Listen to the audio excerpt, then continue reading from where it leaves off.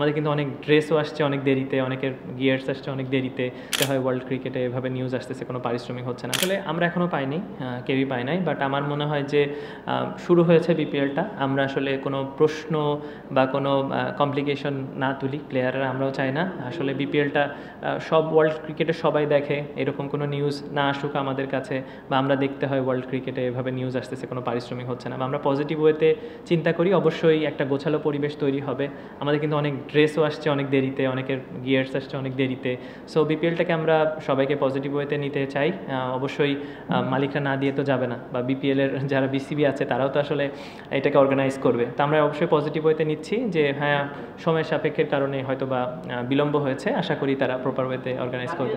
দেখেন, রিয়াদ ভাই, মুশফিক ভাই বাংলাদেশের এইরকম ম্যাচ অনেক অনেক খেলেছে, এবং এইরকম ম্যাচ তাদের হাত থেকে আমরা অনেক জেতানো দেখেছি, বাংলাদেশকে জিতিয়েছে, এবং তাদের যখন যখন তারা যেই টিমে খেলে তাদেরকেও জয়লাভ এনে দেয়। তো আমার কাছে মনে হয় তারা মোটামুটি জানে, এবং তাদের ওই বিলিফটা আছে যে কীভাবে ম্যাচটা শেষ করতে হবে, সো যেটা অনেক বড় বড় প্লেয়ারদেরকে আমরা দেখি। তো আমার কাছে মনে হয় ওয়ার্ল্ডের মধ্যেও যদি বেস্ট কিছু ফিনিশার যদি আমি দেখি, তার মধ্যে ডেফিনেটলি মুশফিকুর রহিম, মাহমুদুল্লাহ রিয়াদ অবশ্যই পড়বে। তো এরকম একজন ওয়ার্ল্ড ক্লাস প্লেয়ার যখন ফর্মে থাকে, তখন অবশ্যই সবার মধ্যে একটা বাড়তি ফিয়ার কাজ করে, যেটা হয়তো বা আমাদের মধ্যে হয়তো বা বলারদের মধ্যে করেছে। বাট আমি মনে করি যে সে অসাধারণ একটা ইনিংস খেলেছে এবং দারুণ ফর্মে আছে, তার জন্য গুড লাক, আরও এরকম ইনিংস খেলুক বাংলাদেশ ক্রিকেটের জন্য। আসলে বড় রান তারা করা হয় না, এটা রেসপন্সিবিলিটি তো ব্যাটসম্যানের, এটা তো রেসপন্সিবিলিটি আমাদের, যে আমরা কিভাবে শিখছি, আমরা কিভাবে এটাকে নিচ্ছি। তো আমার কাছে মনে হয় না পারবে না, ব্যাপারটা এরকম না। আমার কাছে মনে হয় তাদের শেখা উচিত, বা আমাদের তাড়াতাড়ি শেখা উচিত যে আমরা কিভাবে এটাকে বড় রান করব। অবশ্যই রেসপন্সিবিলিটি আমাদেরকে নিতে হবে, এবং তাদের মাধ্যমে দেখে শিখতে হবে, তাদের সাথে কথা বলে হোক, মাঠে দেখে হোক, বা নিজে ট্রাই করে হোক। যখন আমাদের কাছে অপরচুনিটি আসবে, আমাদের চেষ্টা করা যে এই ম্যাচগুলোকে আমরা কীভাবে শেষ করতে পারি।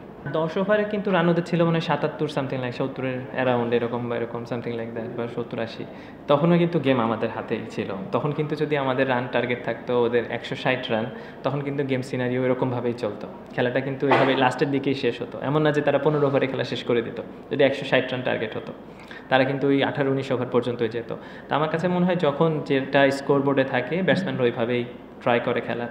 বাট আমাদের যেহেতু উইকেট পড়ে গেছে, এবং আমি টপ অর্ডারে খেলি, বাট ইয়াসির মিডল অর্ডারে খেলে, তা আমাদের গেমটা ওইভাবে চেষ্টা করেছি। বাট সেম ক্ষেত্রে কিন্তু ওদের যেহেতু 5টা উইকেট পড়ে গিয়েছিল, সেখানে কিন্তু আমাদের চান্স সবসময় ছিল যে 1-2 উইকেট পড়লে, রিয়াদ ভাই আউট হয়ে গেলে হয়তো বা মোহাম্মদ নবী ব্যাটিংয়ে আসতো, আমাদের হয়তো কিছু না কিছু অপরচুনিটি থাকতো, যেখানে তাসকিনের সাথে যদি আরেকটা বলার জাস্ট 20টা রান কম দিত, বা 10টা রান কম দিত, বা এক ওভারে একটা 3টা 6 বা 2টা একটা 6-এর জায়গায় যদি 2টা 6 কম হতো, তাহলে কিন্তু আমরা লাস্ট পর্যন্ত এটাকে একটা মোমেন্টামকে নিয়ে যেতে পারতাম। তো আমার মনে হয় যে বোলিং ইউনিট আমাদের আরেকটু চিন্তা করা উচিত। আর আমি মনে করি ব্যাটিংটা 190 হয়েছে, এর মানে না রাজশাহী টিম প্রতিদিন 190 করবে। অনেক সময় 140-এর খেলা হবে, অনেক সময় 60-এর খেলা হবে, এক সময় 200-র খেলা হবে। সেই যেটা হবে সেই অনুযায়ী আমরা ট্রাই করবো খেলার, সেই অনুযায়ী ট্রাই করবো আমাদের বলার জন্য এক্সিকিউট করতে পারে।